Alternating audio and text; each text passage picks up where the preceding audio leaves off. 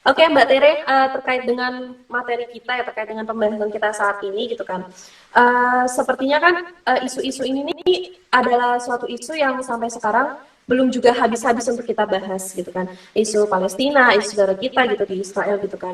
Nah, padahal gitu kan, kita nih kalau dilihat umat Islam itu sangat banyak gitu kan. Nah, sebenarnya gambaran apa ya, gambaran seperti apa sih supaya kita itu sebagai remaja muslim di negeri ini, ketika kita menjalankan puasanya dan juga sebesar apa ujian yang akan dihadapi, karena sudah pasti tak seberat perjuangan saudara-saudara kita di Palestina gitu kan. Gambaran perjuangan remaja seperti apa yang harus kita lakukan gitu kan, karena ketika melihat kita di sini oke aja, tapi kalau kita lihat di Palestina ternyata mereka seperti itu loh keadaannya gitu. Nah, kalau menurut Mbak Tere sendiri gimana pandangannya, Mbak? Ya, bismillahirrahmanirrahim. Assalamualaikum warahmatullahi wabarakatuh. Allahumma sholli Waalaikumsalam ala warahmatullahi sayyidina Muhammad wa ala ali sayyidina Muhammad. Rabbi shrah li sadri wa yassir li amri wa hlul 'uqdatam min lisani yafqahu qawli. Ya, kalau ngomongin tentang saudara-saudara kita Palestina, kita harus paham dulu tentang akidah kita. Kenapa? Karena ini akhir zaman ya, seru-seru fitnahnya, naudzubillah. Ya, semoga kita semua dijauhkan dari segala fitnah akhir zaman dan fitnah anak cucu dajjal, dan kita semua diselamatkan bersama dengan orang-orang golongan mukmin dan golongan orang-orang yang sudah mendahului kita, yang juga merupakan pengikut Nabi Muhammad SAW. Amin amin ya rabbal alamin. Nah, kenapa kita harus paham dulu tentang akidah? Karena memang kalau ngomongin tentang Palestina tuh ada yang bilang bahwa nggak perlu jadi seorang Muslim untuk membantu Palestina. Ya, dalam konteks kemanusiaan itu bisa dibilang betul. Karena kenyataannya kalau orang yang masih punya hati sebagai manusia pasti ngelihat orang dipukulin, seperti anak kecil ditembak gitu ya. Itu kayaknya hanya orang-orang yang nggak berperi kemanusiaan aja yang bilang nggak ada apa-apa di sana gitu ya. Jadi kalau kita bukan Muslim, harusnya hanya dengan mengandalkan peri kemanusiaan saja kita harusnya sudah bisa memahami bahwa di sana ada penyalahgunaan kewenangan, ada uh, sebuah abuse of power yang dilakukan oleh orang-orang yang menamakan dirinya tentara Israel gitu ya. Tapi untuk paham secara komprehensif what is going on di sana, kita harus benar-benar memahami Allah kasih kita nikmat iman Islam bukan take it for granted, tapi for a purpose. Dan saya sendiri alhamdulillah Allah kasih nikmat iman Islam sejak tahun 2000 ya, dan terus alhamdulillah Allah tambahkan nikmatnya sampai saat ini. Masya Allah, mohon doanya istiqomah. Ini semua saya yakin pasti ada hubungannya dengan perjuangan di Masjidil Aqsa yang merupakan kiblat pertamanya umat Rasulullah SAW. Ya, kalau teman-teman lihat tuh di belakang saya, alhamdulillah baru dapat hadiah Lebaran dari suami itu ini cetak print sebuah kawasan yang selama ini penuh dengan perdebatan. Yang Masjidil Aqsa tuh yang Kubah emas, bukan Kubah abu-abu kan gitu ya. Iya, Padahal benar-benar. Padahal semuanya, padahal semua area itu. Nah ini, lagi-lagi makanya kita harus paham yang namanya umat Islam dikasih nikmat hidayah Islam itu untuk paham akidahnya. Dan dalam tengah-tengah Al-Quran yang kita imani sebagai kebenaran, sebagai huda, ya kan, bulan Ramadan itu bulan turunnya Al-Quran sebagai huda dan Furqan, ya kan?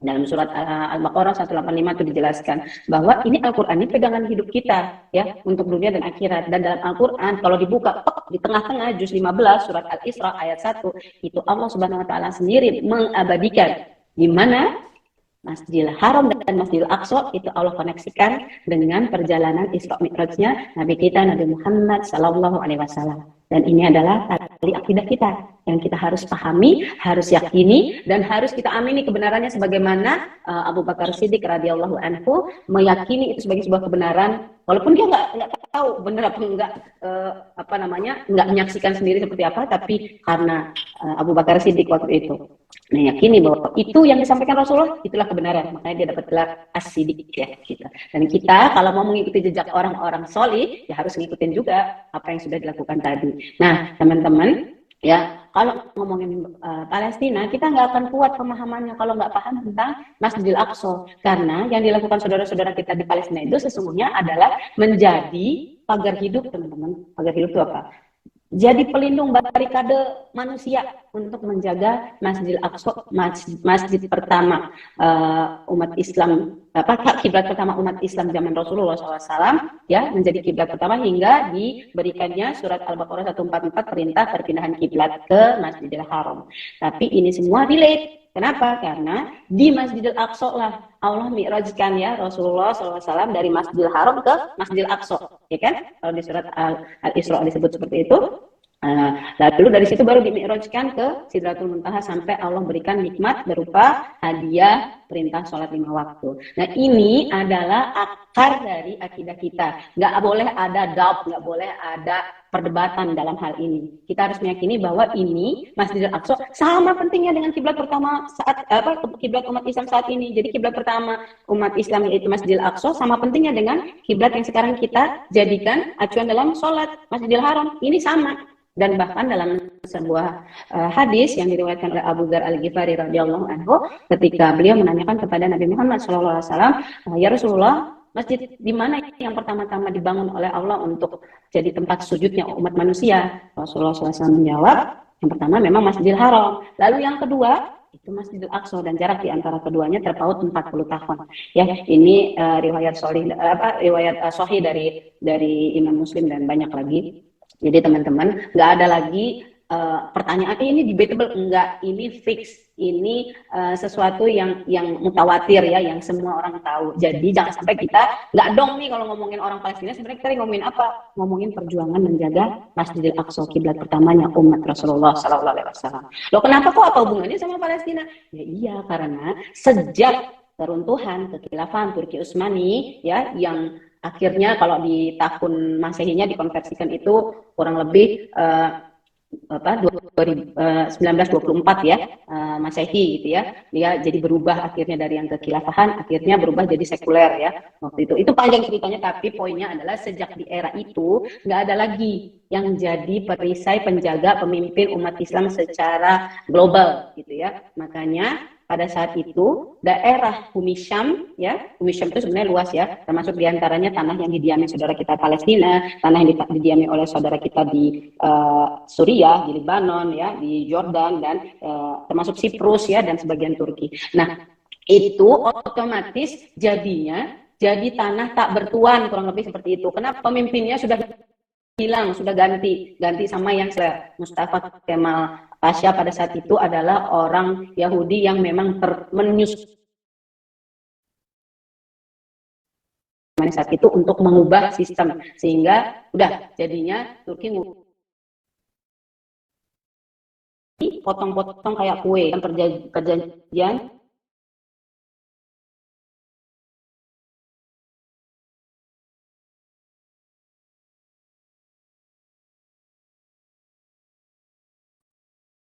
kalau dulu sekutu ya, sekutu-sekutunya gitu ya. Dan akhirnya tanah yang didiami oleh warga Palestina dan saudara-saudara kita yang mana di situ ada Masjidil Aqsa itu secara apa istilahnya, kesepakatan bersama para pemenang perang ya, dalam mandat Britannica disebut bahwa itu wilayah caretakernya itu disebut Inggris gitu. Padahal Inggris juga sudah melakukan sebuah perjanjian rahasia yang disebut Deklarasi Balfour. Ntar teman-teman belajar dengan siapa dia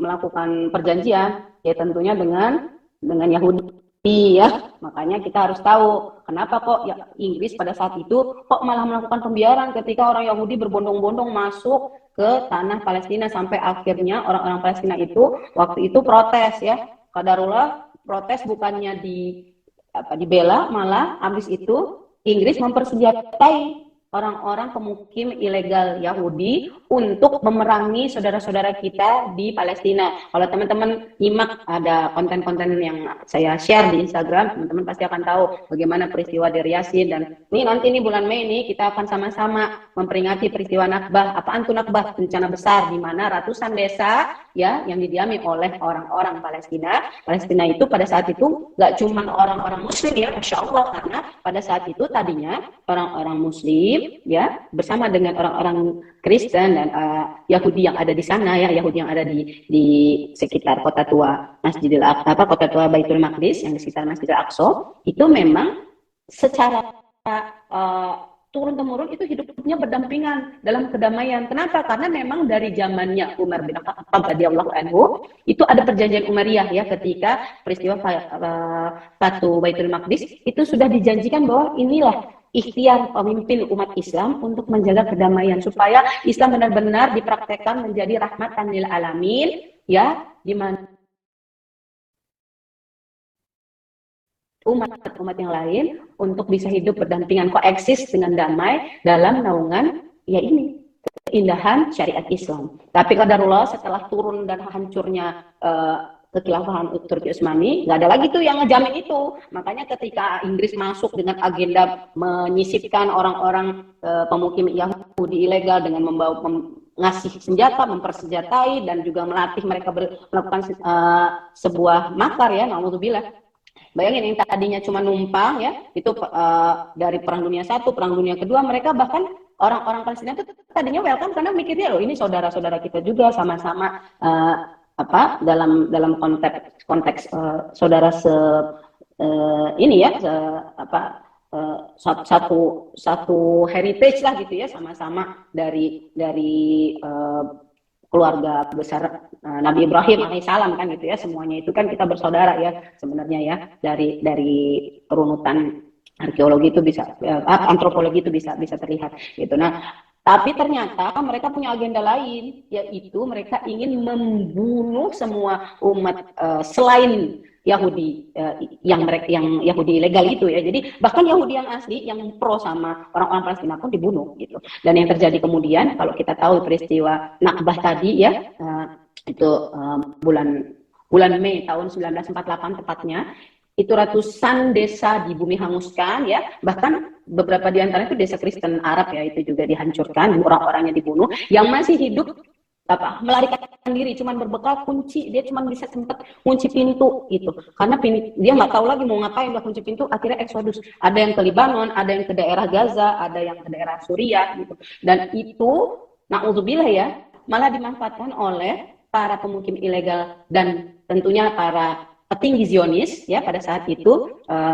Ben Gurion ya salah satunya, yang kemudian mendeklarasikan 15 Mei-nya tahun 48-nya dideklarasikan sebagai hari jadi atau hari kemerdekaannya Israel sebagai sebuah negara. Nah, inilah laknatullah alaih ya, laknatullah sekali semuanya ini, karena ini semua adalah konspirasi besar. Karena yang kemudian melakukan kalau kita kan dulu mendeklarasikan kemerdekaan, yang mengakui kedaulatan kita itu di awal-awalnya itu kan Palestina, Mesir, Suriah gitu ya. Nah, ini kalau Israel yang pertama-tama mengakui kedaulatannya Amerika, terus Inggris, itu ketahuan agendanya jelas gitu. Dan naudzubillah, bukannya saudara-saudara Palestina kita ini istilahnya dirangkul ya, enggak, malah mereka terus melakukan genosida secara terstruktur ya teman-teman, naudzubillah. Dan agenda besar mereka sebenarnya apa? Bukan cuma sekedar benci sama bukan cuma sekedar benci sama etnis Palestinian, bukan cuma itu.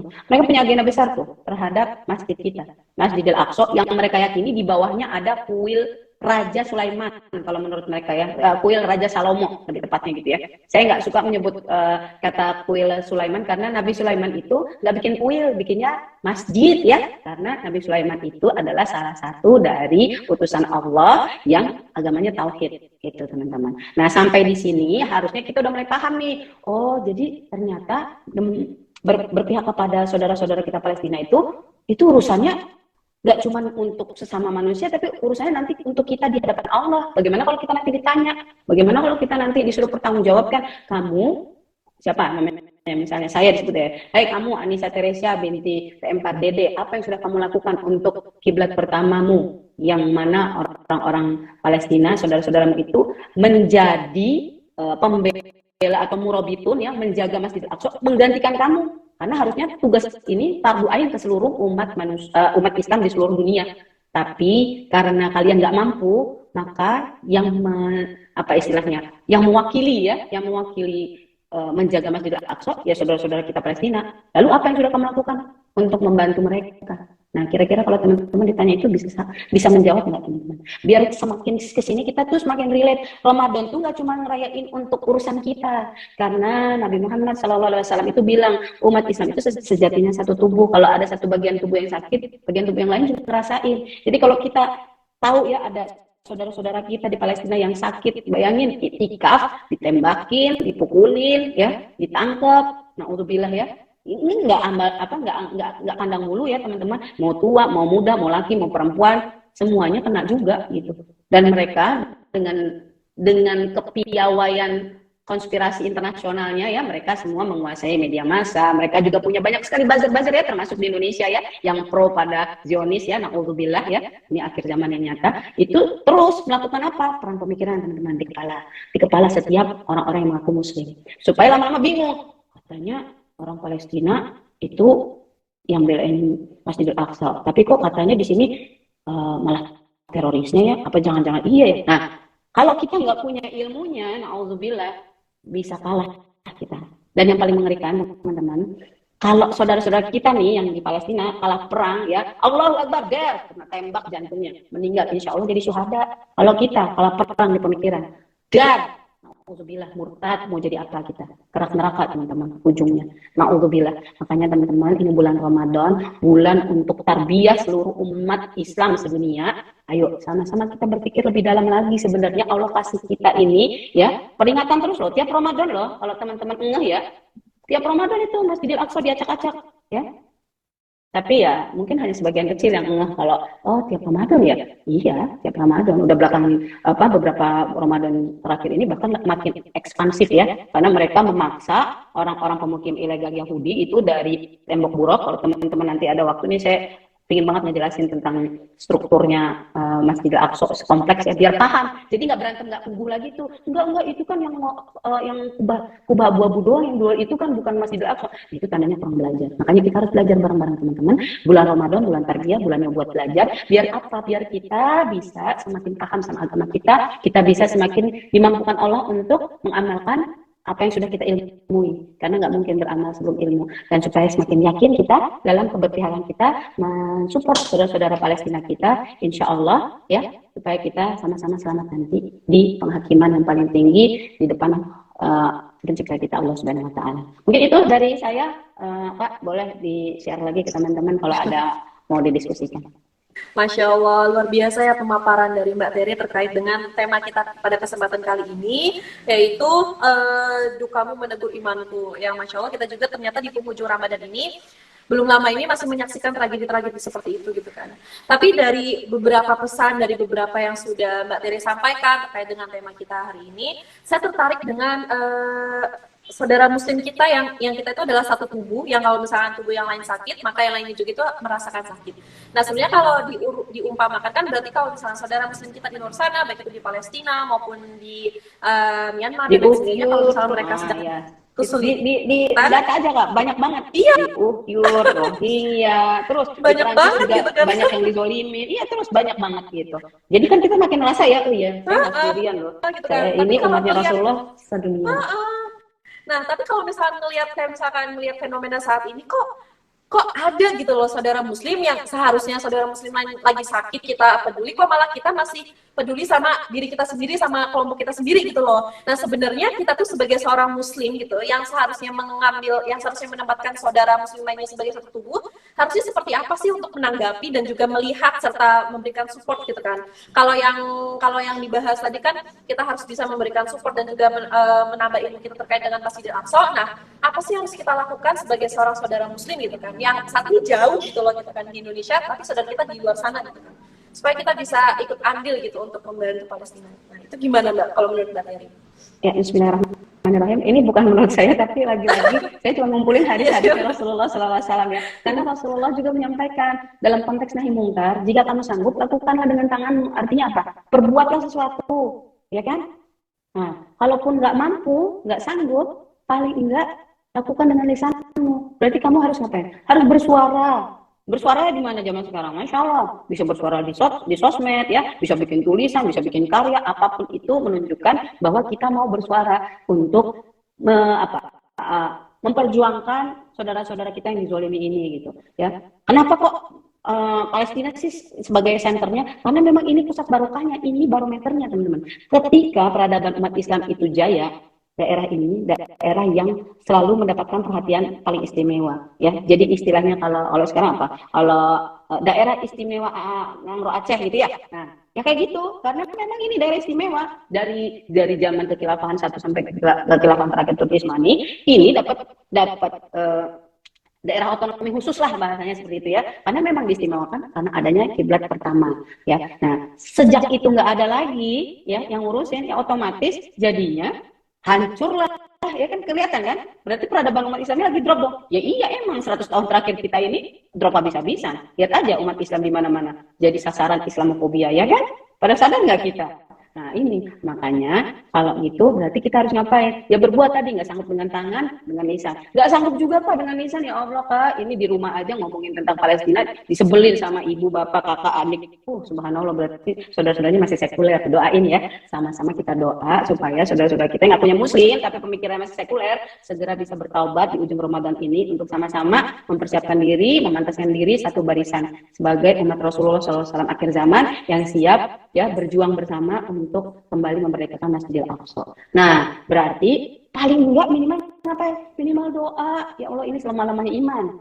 Jadi aku cuma bisa doa. Ya alhamdulillah paling enggak masih mau doain. Tapi sebenarnya kita bisa berbuat lebih loh dari sekedar doa. Kenapa? Karena kalau kita lihat hadis lagi nih ya, yang ada saat itu seorang sahabiah ya namanya Maimunah itu bertanya kepada Rasulullah SAW ya, ya Rasulullah, berikan kami fatwa tentang Masjidil Aqsa dan Baitul Maqdis gitu ya.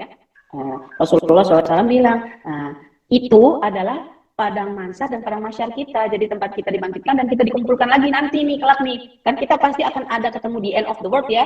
Ya iyalah, nggak bisa enggak, kalau kita muslim kita pasti ngakui ya ada hari akhir. Nah hari akhir itu nanti kita dibangkitkan dan dikumpulkan kembali di padang masyar, ya itu di situ tuh lokasinya, di titik itu. Bayangin teman-teman, jadi segitu pentingnya ini wilayah Baitul Maqdis itu di hadapan Allah, di hadapan orang-orang beriman, dan harusnya kita memahami itu sebagai sesuatu yang sangat penting. Nah, terus di situ juga menjadi tempat yang sama istimewanya. Kalau teman-teman ingat ya di riwayat hadis yang lain disebutkan Rasulullah SAW bilang, janganlah kamu safar kecuali ke tiga tempat ini. Jadi nggak usah susah payah safar sampai kutub mana ke kutub utara, tapi belum ke tempat tiga ini. Jadi belum bisa belum bisa dibilang umat Rasulullah dengan baik itu kalau misalnya belum ngikutin kata Rasulullah. Karena yang kata Rasulullah penting untuk diperjalankan dengan susah payah itu cuma ketiga tempat. Masjidil Haram, Masjid Nabawi, dan Masjidil Aqsa. Berarti kan segitu pentingnya gitu lah teman-teman. Tapi kalau nggak bisa gimana, kata Maimunah? Kalau kita nggak bisa ke sana gimana ya Rasulullah SAW? Berikan minyak. Maksudnya apa? Nah, iya kalau misalnya secara denotatif berikan minyak berarti kan masih minyak gitu. Ya, maksudnya minyak itu bahan bakar energi ya, semua kebaikan. Kenapa? Karena saudara-saudara Palestina kita tuh udah total full untuk jagain masjid. Fokusnya dia udah bertransaksi sama Allah, hijrahnya dia tuh dengan harta dan jiwanya, pasang badan buat Masjidil Aqsa, udah nggak mikirin apa-apa lagi. Ya masa iya kita tega sih, saudara-saudara kita udah segitu pasang badannya buat kita, terus kita kayak nggak ada apa-apa gitu. Ya enggak lah, minimal kita alhamdulillah nih dapat THR, masya Allah dapat THR. Jangan lupa ada saudara-saudara kita loh yang mewakili kita nih, kita harusnya ada di situ. Berani nggak teman-teman ada di sana, pasang badan, ditembakin sama Zionis? Saya yakin kayaknya kalau diperiksa gitu ya, disuruh tes satu-satu, ayo berangkat ke sana gitu ya, pasang badan, sholat itikaf di Masjidil Aqsa dengan bunyi tembakan, ada bom, gas air mata segala macam, tetap khusyuk, masya Allah. Itu tandanya iman kita udah alhamdulillah, masya Allah, itu udah selevel sama syuhada dari Palestina. Tapi saya yakin, saya aja kalau disuruh ke sana, nggak usah ke sana Kak. Kalau lagi masak ayam tuh, terus bunyi minyaknya, astagfirullahaladzim, Allah Akbar, berlari-lari. Minyak panas begitu ya, apalagi kalau melihat kondisi di sana gitu. Nah, makanya balik lagi, terus kalau nggak sanggup ngapain? Ya udah, minimal doa, terus ingetin teman-teman, ayo sama-sama kita doa buat Masjidil Aqsa. Ayo kita berbuat sesuatu yuk, walaupun cuma 100 ribu kumpulin rame-rame bisa banyak. Buat apa? Ya buat bekalin teman-teman di sana. Kan ada yang kayak kemarin tuh alhamdulillah ya. Saya kira sampai saat ini masih ada program iftar ya buat bantuin para murabitun yang ada di sana. Jadi ya mereka juga udah nggak mikir apa-apa lagi. Kalau ada buka puasa di sana yang diinisiasi sama lembaga-lembaga filantropi, ya itulah yang jadi makanan mereka. Mereka udah benar-benar mengandalkan Allah karena mereka yakin bahwa Allah nggak akan menelantarkan orang-orang yang berjihad di jalannya. Nah itulah makanya kita juga bagian kita ikut jihadnya dalam konteks tadi ya doa, ya bantuin apapun ya, menyiarkan tentang Masjidil Aqsa, terus saudara-saudara Palestina kita ya, bagaimana pentingnya kita itu untuk menguatkan akidah, untuk memahami ayat-ayat Al-Quran banyak banget loh tentang backgroundnya Masjidil Aqsa. Kalau teman-teman nggak cuma yang tadi surat Al-Isra ayat 1 ya, kalau teman-teman bahas tentang Nabi Sulaiman pada saat ketemu Ratu Balkis, itu backgroundnya di mana? Ya di Palestina. Orang Nabi Sulaiman itu dulu di Palestina gitu ya. Kayak misalnya Nabi Daud ya ngelawan Jalut itu di mana? Ya di Palestina itu. Nah itu makanya kita penting banget untuk terus belajar ya, karena itu bagian dari ikhtiar kita juga. Jadi dalam konteks tadi memberikan minyak itu baik yang sifatnya sumber energi yang bisa disampaikan langsung ke sana, atau dalam bentuk doa, dalam bentuk dukungan, dalam bentuk apapun yang ikut bisa menyalakan semangat memperjuangkan Masjidil Aqsa kembali ke pangkuan umat Islam, itu adalah bagian dari ikhtiar kita, keberpihakan kita untuk Masjidil Aqsa, untuk saudara-saudara Palestina kita. Wallahualam, mungkin itu Kak yang bisa saya sampaikan.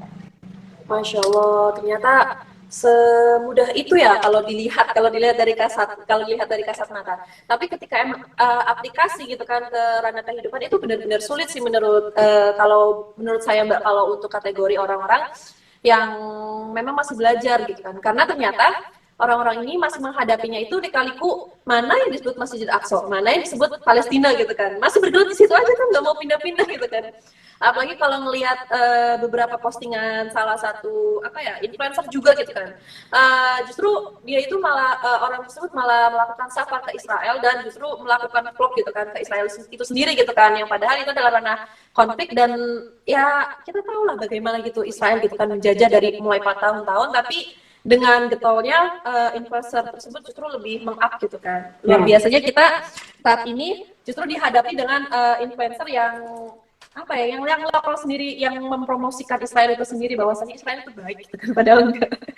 Nah ini satu hal lagi Kak, dengan kita ngomong dengan kita ngomong Israel aja, secara tidak langsung kita itu ya sudah berada dalam area dilematis. Kenapa? Seolah-olah mengakui keberadaan mereka. Padahal there is no such a country named Israel. Dari awal kalau lihat petanya itu semua judulnya Palestina. Coba aja periksa dari sejarah ya. Nanti kalau teman-teman masih penasaran juga, abis ini saya upload ya, bahwa petanya yang mereka punya pun ya di awalnya itu disebutnya Palestina, bukan Israel. Jadi mereka itu lagi-lagi konspirasi internasional untuk mengklaim bahwa daerah itu adalah daerah Holy Land-nya mereka, Promised Land-nya mereka, yang mereka yakini bahwa semua orang harus tunduk, karena memang dalam pemahaman pemahaman keyakinan mereka ada nanti kalau ada waktu lagi kita bahas lagi ya, karena ini ngomongnya akidahnya versi mereka akidahnya itu menyebutkan kita tuh bangsa goyim itu bangsa apa? Bangsa yang bukan bangsa terpilih, jadi bisa suka-suka mereka mau diapain, mau dibunuh boleh, mau dijadiin budak boleh, mau dijadiin pesuruh boleh. Nah itu yang sayangnya tidak semua orang paham. Jadi dengan mudahnya, apalagi waktu itu ya kalau dimasukin lagi ke dalam wilayah sejarah, waktu itu tahun ketika terjadi polemik di Palestina itu ya, setelah tahun 48 itu yang mengemuka adalah idenya PBB bagi dua, two state nation aja. Kira-kira tahu nggak two state nation itu ngapain? Tahu nggak Kak two state nation itu ngapain? Pembagian wilayah antara Palestina dengan Israel itu bukan sih Mbak? Kok saya lupa sejarahnya. Ini pentingnya kita nih harus belajarnya nggak main-main ya. Karena kalau kita mau mendakwahkan kita harus udah melotok. Nah, kenapa? Karena mereka bermain di sini. Ketika kita sendiri nggak yakin, tuh kan, kamu nggak ngerti kan? Iya, jadi sebenarnya emang mereka itu bangsa yang pilihan Tuhan. Mereka ketika mereka dari Exodus kembali ke tanah Bukit Zion, kembali ke Palestina, itu harusnya kalian udah nggak ada masalah lagi. Itu emang ada. Coba aja periksa. Orang di dalam Quran kalian ada tuh di surat Al-Maidah 21 tuh. Kalau misalnya kalian digituin, kira-kira bisa jawab nggak teman-teman? Bingung kan? Karena nggak dipelajari. Makanya ini pentingnya kita jihad ilmu total, nggak main-main. Biar bisa jawab. Iya di zaman, kalau kamu bilang di surat Al-Maidah 21 disebut, iya emang di zaman itu Nabi Musa alaihissalam emang dikasih tugas sama Allah untuk meminta umatnya jihad. Setelah dikeluarkan dari Mesir ya, alhamdulillah diselamatkan dari kekejaman Firaun, melewati Laut Merah, terus menuju ke tanah yang disebut tadi perjanjian ya, tapi diminta sama Allah untuk apa? Berperang, dalam konteks ya berjihad untuk menundukkan wilayah orang-orang asli di daerah sana yang masih belum bertauhid ya, disuruh jihad di jalan Allah. Tapi apa jawabannya? Lihat dulu tuh surat Al-Maidah ayat 24, katanya umatnya Nabi Musa alaihissalam apa? Coba, kamu aja bisa sama Tuhanmu yang perang. Saya duduk di sini aja nungguin. Kira-kira apa kayak gitu profil umat pilihan? Enggak, makanya di ayat 26 itu Allah melaknat mereka. Nah, ini bisa nggak kita jawab dengan keyakinan penuh bahwa ini loh yang Allah bilang dalam Al-Qur'an saya, dalam huda saya, dalam buku petunjuk saya. Kebanyakan dari kita bingung habis itu. Apalagi influencernya dari Islam juga ngakunya. Astagfirullahaladzim. Inilah yang disebut fitnah akhir zaman. Makanya teman-teman, kita harus benar-benar nih, ayat pertama yang Allah kasih ke umat Islam itu apa sih? Ke Nabi Muhammad SAW itu apa sih? A'udzubillahi minasyaitonir rajim. Bismillahirrahmanirrahim. Iqra bismi rabbikal ladzi khalaq. Baca salah dengan nama Tuhanmu yang menciptakan. Berarti kita tuh diminta untuk baca, belajar dengan memohon hikmah dari Allah Subhanahu wa taala. Enggak cuma dengar dari satu sumber, sini sumber, terus habis itu bingung. Enggak, kita minta rabbizni ilmu. Supaya kita paham bahwa oh ini toh yang memang Allah sudah perintahkan kepada umatnya Rasulullah SAW untuk apa? Untuk memahami dengan benar, dengan seluruh pemaknaan yang komprehensif tentang apa yang sudah terjadi sebelumnya di Masjidil Aqsa, supaya kita bisa menjemput golden ticket kita kalau kata Ustadz Abdul Somad, ya Masya Allah. Ya, kenapa? Karena dengan tiket ini insya Allah kita dapat ridhonya Allah. Allah sisakan Yahudi laknatullah, ya, yang ngakunya mereka adalah Israel, ya, padahal Israel itu nyatut namanya, ya, nyatut nama dari nama panggilan Nabi Yakub alaihissalam, teman-teman, ya. Supaya apa? Supaya kita punya tiket untuk hijrah jihad dengan harta dan jiwa kita. Kalau di dalam Al-Quran itu selalu paketnya gitu.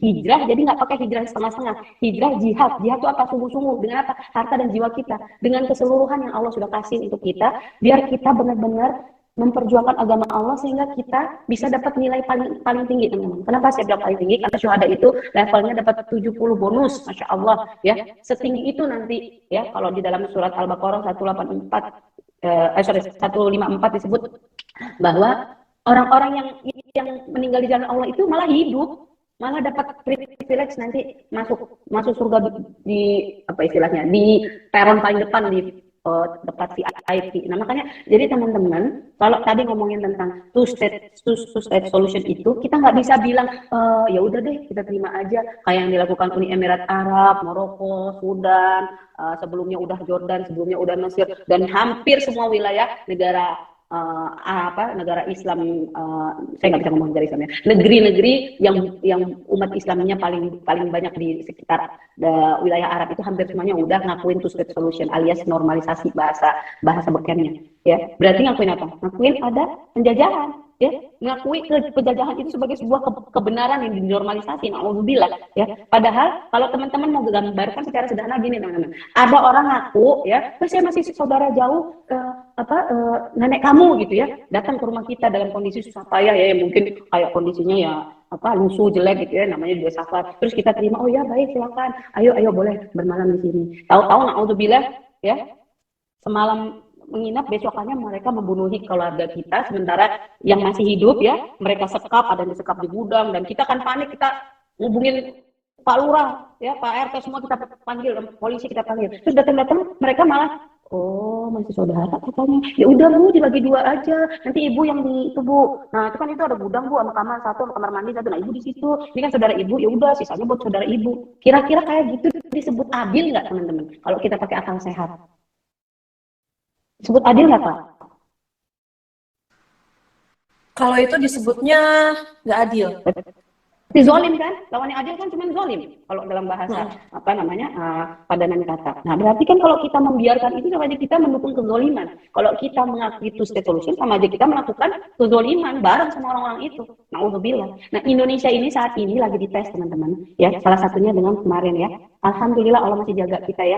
Ketika pasukan katanya ini kan cuma bola, ya, ini karena belum paham nih, berarti ini pemikirannya masih sekuler, ya, dipikir oh bola urusannya di sini, oh urusan agama di sini. Enggak, teman-teman, semuanya itu integrated jadi satu, ya. Kita nggak mungkin ngomongin bola tanpa ngomongin secara keseluruhan mindset pemikiran akidah Islam kita. Nah, ketika alhamdulillah Allah takdirkan, ya, Zionis laknatullah itu nggak nginjak tanah air kita, harusnya kita berpikir dan bersyukur. Alhamdulillah Allah masih jaga tanah air ini, gitu. Nah, karena apa? Karena dengan kita mulai melakukan pembiaran itu, sama aja kita udah melakukan normalisasi kecil-kecilan, teman-teman. Kalau terus dibiarkan, auzubillah. Tapi ini adalah momen yang masya Allah Allah kasih ya, bulan Ramadan Allah kasih banyak sekali kebahagiaan ya buat kita ya, sekaligus pengingat ya bahwa ketika kalau teman-teman kemarin ingat 14-15 Ramadan ya, Masjidil Aqsa diserang ya, ketika saudara-saudara kita lagi itikaf di Masjidil Aqsa, itu harusnya kita tuh kalau emang punya iman di hati, minimal tuh kayak kecubit dadanya gitu ya. Aduh,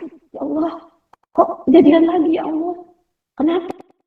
Karena mereka memang mau bener-bener mau kayak ngasih apa?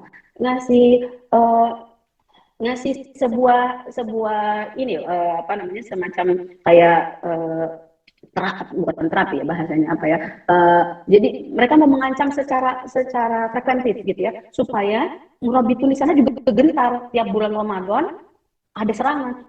Tapi masya Allah ya, emang kalau orang-orang yang udah hatinya hanya untuk Allah, dengar nggak teman-teman kemarin tuh pada saat 27 Ramadan ada 280.000 orang dari Palestina seluruh, nggak cuma dari Palestina ya, kalau saya kemarin sempat lihat juga ada beberapa dari Turki, dari Inggris, dari mana-mana itu datang itikaf di Masjidil Aqsa untuk jagain Masjidil Aqsa juga ya, sampai akhirnya kita lihat tuh bahwa itulah yang disebut iman.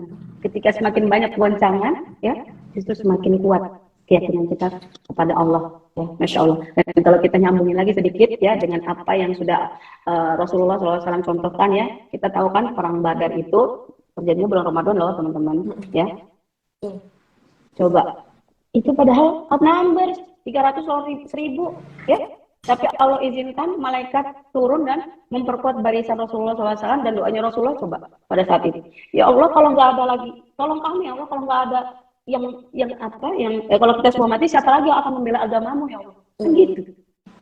Itu doa Rasulullah, itu mantap banget. Nah ini yang harusnya jadi asupan kita setiap Ramadan, biar apa? Biar iman kita terus level up, bukan sekadar untuk nyari. Ini bukannya saya bilang nggak bagus ya.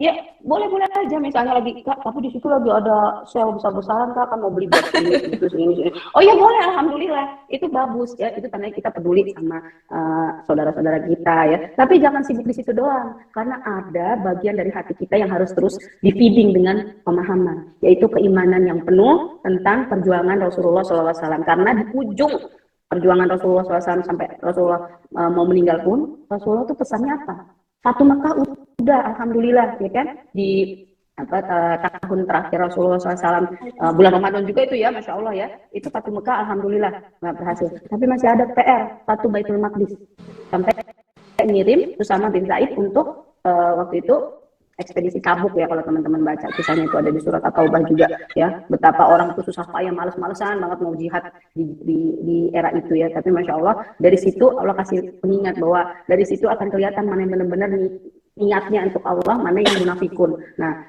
itu harusnya jadi pengingat kita buat kita semua, bahwa peristiwa yang Allah takdirkan berulang-ulang terus ya, ini kan Masjidil Aqsa pernah menang, terus sekarang dijajah lagi, terus menang lagi di zaman Salahuddin Al-Ayyubi ya, setelah Umar bin Khattab kan diserang Salibis, terus menang di zaman Salahuddin Al-Ayyubi, sekarang diserang lagi ya sama Zionis. Nah ini tiket kita nih, masya Allah, golden ticket, siapa yang mau ke surganya Allah dapat tiket sebagai syuhada ya, nggak mesti mati juga sih, alhamdulillah Allah bilang kalau jadi syuhada nggak, tapi mentalnya harus siap ya, siap bertransaksi dengan harta dan jiwanya, tapi nggak mesti meninggal juga kok gitu. Kita melihat ada beberapa sahabat Rasulullah SAW yang dapat pahala syuhada walaupun Allah masih takdirkan dia hidup gitu. Jadi intinya adalah keberimanan penuh bahwa kita umat Rasulullah akhir zaman itu dapat tugas nih, sekaligus dapat privilege untuk tadi dikasih golden ticket untuk memperjuangkan kembali Masjidil Aqsa yang saat ini dijajah Zionis laknatullah ya, negeri Israel yang mengklaim dirinya sebagai umat pilihan ya. Memang dahulu umat pilihan Allah, tapi sekarang kita harus paham, kita harus yakin, kita harus bangga, kita ini yang khairul ummah, kita ini yang jadi pewarisnya para nabi, kita ini yang punya tugas untuk menjadi rahmatan lil alamin, terutama di negeri para anbiya, Masjidil Aqsa dan Baitul Maqdis serta tepi-tepinya. Wallahu a'lam bishawab. Luar biasa penyampaiannya, kayak makin tergugah ya untuk semangat keimanannya. Tapi ngomong-ngomong nih Mbak ya, ini dari beberapa penonton yang udah ada, banyak banget nih pertanyaan yang juga mengarah dan juga masih memiliki kesambungan dengan pernyataan dari Mbak Teri, termasuk dari Mbak Rani Rahmi. Mau tanya, kan kalau kaum Yahudi apakah termasuk umat Nabi Muhammad? Karena mereka juga ada di akhir zaman sama seperti kita. Terus apakah apakah kaum Yahudi itu di akhir akan beriman juga atau akan binasa gitu kan. Karena kan kalau sejarahnya itu nanti Imam Mahdi muncul ya, terus akan membenarkan dan juga membereskan yang yang tidak beriman. Nah, apakah kaum Yahudi ini akan beriman atau enggak nih Mbak Tere? Monggo Mbak Tere gimana nih? Ya bismillah. Teman-teman tahu nggak syaratnya jadi umatnya Rasulullah SAW? Ada yang tahu nggak teman-teman? Syaratnya apa sih? Syaratnya menjadi umat Rasulullah harus beriman. Beriman kan di dalam. Terus memperjuangkan Islam. Sebelum itu, coba kalau kita ingat-ingat rukun Islam kita apa aja? Syahadat, sholat. Nah, satu itu aja dulu. Syahadat. Udah syahadat belum Yahudinya? Udah ngaku belum kalau dia itu mengamini bahwa tiada yang berhak diibadahi selain Allah dan bahwa Nabi Muhammad SAW adalah utusan terakhir Allah Subhanahu Wa Taala. Ayat kemarin ada ya, namanya Rabbi Mart. Itu alhamdulillah atas izin Allah, dari tadinya seorang yang sangat amat meyakini agamanya sebagai agama yang paling benar, alhamdulillah hidayah turun ke hatinya, dan tahun lalu kalau nggak salah itu bersama dengan mungkin wasilah dari COVID dan segala macam juga ya, Allah izinkan bersama dengan seluruh keluarganya itu bersyahadat, sehingga dia mengamini bahwa ini orang Yahudi ini padahal ya, mengamini bahwa semua ajaran Al-Quran itu adalah kebenaran, dan sejak saat itu dia mengikuti semuanya sami nak wa nak. Berarti ada kemungkinan Yahudi jadi pengikutnya Nabi Muhammad SAW? Ya ada. Syaratnya tadi berserah penuh dan siap menjadi seorang mukmin yang benar-benar mengamalkan agamanya dan mengamalkan semua syariatnya Rasulullah SAW ya, seperti yang sudah di dalam Al-Quran dan hadis dijelaskan. Nah, tapi kebanyakan dari mereka memang tidak beriman. Itu Al-Quran sendiri yang bilang, kecuali sebagian kecil. Makanya jangan heran kalau kebanyakan, na'udzubillah ya, kelakuannya kayak begitu, kayak yang kita lihat tuh di seputar tanah Palestina ya, yang suka nembak-nembakin saudara-saudara kita, terus ngata-ngatain Nabi Muhammad SAW, ya itu kebanyakan memang begitu. Itu bahkan ketika salah seorang sahabat itu kan ada ya yang Yahudi ya, namanya Abdullah bin Salam ya, kalau teman-teman baca di salah satu sirah ya, dijelaskan bahwa Abdullah bin Salam ini sebenarnya orang Yahudi yang sangat amat terkemuka lah gitu ya pada saat itu ya di Madinah. Tapi ketika dia mau masuk Islam, terus Rasulullah SAW bilang, kalau gitu saya undang ya ke orang-orang Yahudi yang lain itu. Kata Abdullah bin Salam, aduh ya Rasulullah, mohon maaf, mereka itu pasti begitu. Entar coba deh Rasulullah bilang, tanya tanya apakah kalian kenal saya, terus apa kalian mengakui reputasi saya gitu. Tapi pas Rasulullah SAW bilang Abdullah bin Salam ini masuk Islam, mereka langsung bilang jelek-jelek tentang Abdullah bin Salam ya. Itu teman-teman bisa cek deh di buku-buku sirah ya, bagaimana karakternya Yahudi kebanyakan begitu. Walaupun kita bilang nggak semua ya, karena masya Allah masih ada orang-orang yang Allah kasih nikmat untuk mencari kebenaran gitu ya. Ada juga yang belum masuk Islam, tapi kayak ada sekelompok namanya Yahudi dengan pergerakan Naturai Karta, dia berpihaknya kepada orang-orang Palestina ya, itu adanya di Eropa ya, dan itu mereka memang belum Islam, tapi mereka alhamdulillah masih dikasih rasa kemanusiaan, hatinya masih ada gitu. Jadi mereka sendiri nggak suka sama Zionis, mereka sampai dipukulin waktu itu ketika ini ya demo itu, dipukulin sama orang-orang yang pro Zionisme gitu. Nah jadi sebenarnya lagi-lagi kalau ditanya nanti Yahudi pasti istilahnya pasti dibantai semua atau gimana, balik lagi Yahudinya mau berserah nggak dalam Islam. Nah ini lagi-lagi tugasnya siapa? Coba kita buka surat Ali Imran-nya ayat 110. Itu tugasnya kita. Coba deh teman-teman baca itu. Kuntum khairu ummah ukhrijat linnas. Ya, jadi kita itu Allah kasih sebagai yang terbaik. Allah takdirkan sebagai umat terbaik di antara semua manusia. Tugasnya apa? Tugasnya untuk amar ma'ruf dan nahi mungkar, dan untuk nyampein ini ke para ahli kitab, ya termasuk Yahudi dan Nasrani yang sekarang orang Kristen yang tidak tahu kalau ternyata sumber kitabnya itu sudah terdistorsi. Makanya kita harus memperkenalkan keindahan Al-Quran dengan apa? Dengan akhlak kita, dengan tutur kata kita, dengan semua kebaikan yang kita ikhtiarkan lillahi ta'ala. Jadi balik lagi, tugas kita banyak. Are you ready? Bismillah. I'm ready. Are you ready? Kita harus ready. Ya, Maka dari itu makanya harus yuk terus ngaji ya, ngaji. teman-teman, harus Nah, ngaji. harus yuk ngaji, bener. Sesuai dengan nama komunitasnya, yuk ngaji. Oh, Masya Allah. Ini sebenarnya kalau dilihat-lihat sudah menunjukkan pukul 17.20 Mbak Tere. Hmm. Tapi Ini ngelihat kayaknya dari Kak beberapa, Ciki mau nanya juga nih, Mbak iya Tere nih, izin tapi mau masih tanya. Oh, banyak Masya pertanyaan Allah. Mbak Tere, gimana? Masih tetap Ya dilanjut Allah. apa? Kita sampai Apa kan gimana? pas sampai 17.30 insya Allah ya, masih ada 8 menit lagi Oke, berarti ya. Bismillah. oke, berarti boleh satu pertanyaan kali ya Mbak Tere ya. Monggo Mbak Oh, Ciki ya, mau. ini Masya Allah nih, kalau bisa ya yang punya banyak follower ya, yang punya banyak teman, ayo ikhtiarkan ya supaya pesan-pesan kebaikan itu juga bisa kita sampaikan ke orang-orang yang ngikutin. Ini Mbak Ciki nanya nih Mbak Tere, yang menyalib Yesus itu Raja Herodes, orang Yahudi kan ya Mbak gitu. Yang menyalib Yesus itu Raja Herodes dari Yahudi atau bukan Mbak gitu? Nah ini emang perlu kelas khusus nih, Kak Ciki.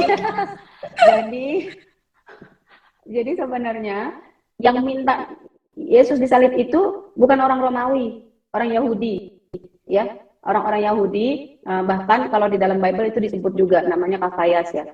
Eh, apa kok saya kembali masih Kafayas.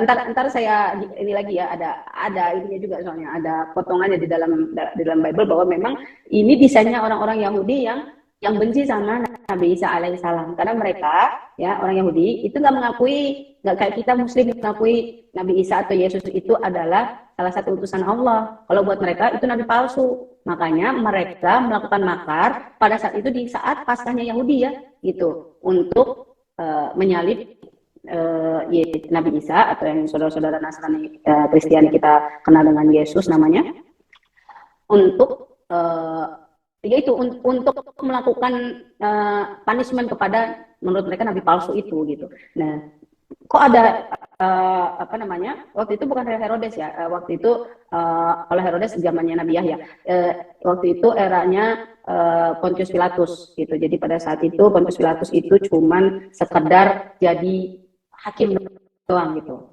Padahal pada saat itu Nabi Isa nggak ditemukan kesalahannya, tapi karena katanya, oh ya udah, kalian para petinggi Yahudi ingin mengeksekusi, ya udah itu urusan kalian gitu. Dan pada saat itulah dilakukan penyalipan. Tapi alhamdulillah Islam itu memberikan kunci jawabannya. Ternyata Nabi Isa nggak sampai disalib, Allah angkat ya, baca di surat An-Nisa 157 158, Allah yang angkat ke langit, dimi'rajkan kayak Nabi Muhammad SAW kan dimi'rajkan. Nah, Nabi Isa alaihissalam pun dimi'rajkan pada saat peristiwa penyaliban itu. Jadi kita tidak meyakini yang disalib itu, yang meninggal itu Nabi Isa, karena Nabi Isa masih ada di langit untuk nanti dikasih tugas final task dari Allah untuk turun ke bumi ya. Nanti akan ada di bumi Syam, Nabi Isa alaihissalam turun ya, dan pada saat itu akan bermakmum kepada Imam Mahdi ya, untuk melakukan tugas akhirnya, yaitu bersama-sama dalam perang Malhamah Kubra dan membunuh Dajjal ya, dan juga mengajak pengikutnya Nabi Isa untuk sama-sama masuk Islam. Insya Allah ya, kita doakan orang-orang yang belum kenal dengan agama Islam semakin bisa memahami ini dan bisa sama-sama berbondong-bondong masuk dalam agama Islam. Sama-sama kita menjadi umat Rasulullah SAW akhir zaman yang terbaik di atas semua. Insya Allah. Insya Allah, luar biasa. Ini saya juga baru tahu sih kalau ternyata yang nyalib itu, kalau dari sejarahnya itu Raja Herodes itu ya. Saya bukan, itu juga bukan. Oh, bukan. Jadi lagi-lagi, ya emang ini kenyataan sejarah yang sedikit yang paham gitu. Makanya alhamdulillah Allah izinkan saya sebelum ya Allah takdirkan saya besar dalam keluarga Nasrani dulu ya, Kristiani dulu, untuk mengetahui sudut pandang agama-agama sebelumnya gitu, sampai akhirnya Allah mengenalkan saya pada Al-Qur'an dan membenarkan Al-Qur'an sehingga saya bisa terus berada di sini. Mohon doanya istiqomah sampai ajal saya bersama-sama dengan para muhsinin insyaallah ya, untuk sama-sama memperjuangkan agama Allah insyaallah. Insyaallah, amin amin amin. Ya Allah, luar biasa banget penyampaian dari Mbak Tere yang yang kalau dilihat sudah sangat mendalami untuk masalah Masjidil Aqsa ini dan terkait dengan Palestina. Karena kalau emang benar, kalau melihat diri sendiri, itu untuk membaca buku Palestina tentang sejarah Baitul Maqdis saja belum selesai gitu loh. Boleh. Tapi kayaknya kalau segini dong Mbak Tere. Segini dong. Insya Allah, itu buku kecil ya? buku Iya, kecilnya ini itu versi habis. kecilnya. Ini versi kecilnya. Bahkan untuk mapnya aja ini belum selesai dilihat gitu kan. Tapi luar biasanya ngelihat Mbak Tere menyampaikan, kayaknya udah habis yang jilid 3 itu kali, apa jilid 2 itu kali, aku lupa. Yang Luar buku biasa, Mas, Masya Allah. alhamdulillah. Roadmap Nabawiyah juga harus Alhamdulillah. dibaca. Alhamdulillah. Ini terkait dengan penyampaian materi dan juga acara kita pada kesempatan hari ini. Alhamdulillah kita sudah di penghujung acara, Mbak Tere. Tak terasa gitu kan, walaupun kita sempat tadi ada mundur jam, tapi ternyata ilmu yang disampaikan juga tidak kalah menariknya gitu kan, sangat-sangat mencukupi dan luar biasa untuk memberikan jamuan sebelum berbuka puasa kita pada hari ini. Alhamdulillah, dan dari beberapa pertanyaan juga sudah dijawab oleh Mbak Tere, walaupun memang belum semuanya karena memang keterbatasan waktu. Iya, ini aku fansnya Mbak Tere juga, Mbak Wina. Kita sama-sama Nanti ngefans insya sama Allah Rasulullah ya, biar kita dapat partnya nanti jelas. luar Kalau ngefans sama biasa. saya manusia biasa, jadi kita sama ngefans sama manusia Karena paling Mbak luar Tere biasa. juga punya fans lagi dan fansnya itu Rasulullah ya. Tapi bisa Iya, dijadikan acuan untuk diri ya, untuk semangat kita supaya bisa menjadi seperti Mbak Tere dalam hal Islam gitu, dalam hal berdakwah gitu kan. Insya Allah semoga kita bisa dipertemukan dalam kesempatan yang kedua lagi atau yang seterusnya dengan Mbak Tere supaya berbincang lebih dalam lagi masalah Masjidil Aqsa dan Palestina. Karena tadi Mbak Tere juga menyampaikan banyak sekali gitu kan informasi terkait dengan Masjidil Aqsa yang belum bisa disampaikan lewat acara kita pada kesempatan hari ini. Dan semoga Allah mengizinkan di kemudian hari untuk bisa bertemu lagi gitu. Saya haturkan terima kasih kepada Mbak Tere, jazakallahu khairan katsiran sudah menyempatkan waktunya sampai dengan jam 5:30. Dan sebentar Izin lagi ya insya Kak, Allah berbuka minta puasa. tolong buat teman-teman, insya Allah ini kan ujungnya orang-orang berpuasa itu kan nanti kan ada doa ya. Nah teman-teman please sama-sama kita optimalkan senjata terbaik kita doa ya buat Masjidil Aqsa yang sampai saat ini masih dijajah ya, kita doa untuk umat Islam seluruh dunia supaya Allah pantaskan untuk bisa sama-sama berjuang buat Masjidil Aqsa karena ini adalah pemersatu kita ya, kiblat pertamanya umat Rasulullah SAW ya, doanya orang yang berpuasa.